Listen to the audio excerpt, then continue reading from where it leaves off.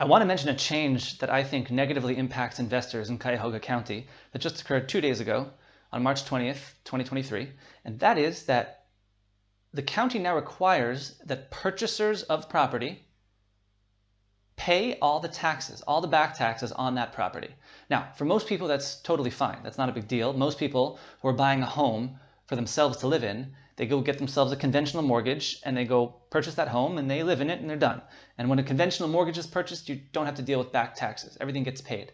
But for investors, it's not like that. Investors, if there's a property that has back taxes on it, at least up until 2 days ago on Monday, an investor kind of gets excited about that if they can buy it, because instead of going to pay the taxes at closing, what they can do is they can agree to a price, and then they can look at the taxes and subtract that amount from their agreed upon price and say to the seller, okay, well, I was going to give you, let's just say, for example, $100,000, but well, it turns out you've got $20,000 worth of back taxes, so really I'm going to give you the same amount if I give you $80,000 and I go pay that $20,000 to the county myself on my own time. Well, that was possible because the county allowed you to purchase a property with taxes that are unpaid and then go to the county and make a payment plan. And that's great because they had a zero interest payment plan. So as an investor, I love that. I can find a property with thousands of dollars of taxes that are owed. I don't have to pay those thousands of dollars at the time of closing. I can give the seller the same amount and I can go and pay a zero interest loan basically over time to the county. Now, the county's doing away with this option. They're saying you've got to pay all the taxes at the time of closing.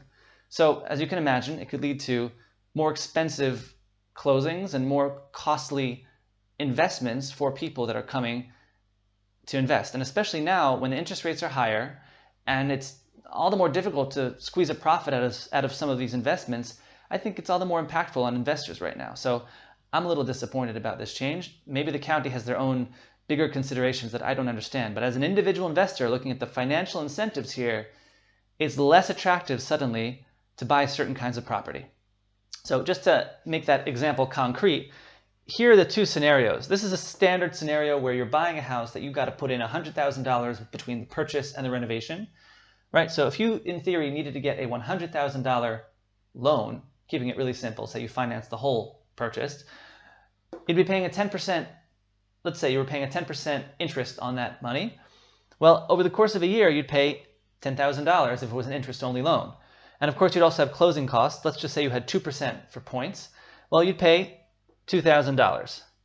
Well, on the flip side, if you were able to reduce your purchase price by that $20,000, you can see very quickly that the loan amount is lower. The interest, of course, is lower by $2,000 a year, and the points are going to be lower, in this example, by $400 at the very beginning. Now, these are not huge numbers, but it's kind of an incentive structure that's helpful, right? If I can go and pay a zero interest loan over time, well, that's a wonderful thing as an investor. I love that.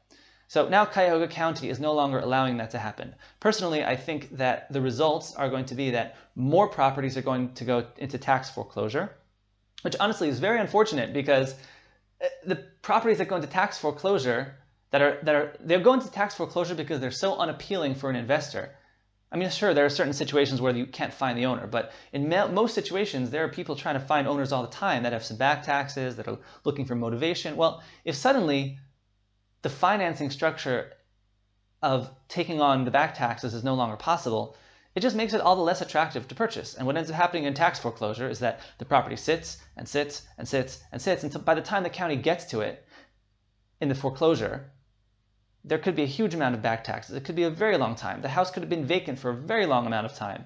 And until it's even, then there's a whole process after the foreclosure, assuming that no investor purchases it, right? There's a whole process after the foreclosure where the state takes ownership and then the county can take ownership, whatever. There's a whole thing, which I don't fully understand myself, but it takes a long time. And by the time it's ready to be sold by, let's just say, the Ohio forfeited land auction for $500 or $1,000, the county's lost all that tax money. The county's lost, a house that could have been used for productive means, and suddenly it's sort of a garbage dump waiting for someone to buy for $500 and knock down, or maybe not. Maybe it's such a useless piece of garbage on a parcel of land that there's no value left, and the county's going to have to go spend thousands of dollars to knock that property down. Like I said, maybe there's some bigger consideration and some strategic thing going on behind the scenes, but as an individual investor, it makes the certain types of purchases much less attractive. So I've heard that there are ways around it. I've heard that there's 2 or 3 ways around it. I don't know what those ways are quite yet. I'm still investigating. But as of now, I am a little bit disappointed by this change, and I feel like it's going to lead to less good things for the county, at least from the perspective of individual investors. So anyway, any questions, feel free to send me a message. You can reach me at my website, www.silvermets.me. I'm on Facebook at silvermetsrei. I'm also on LinkedIn. You can find me, Jacob Silvermets. I'm the only Jacob Silvermets, so it becomes very easy to find me. All right, looking forward to speaking. Take care.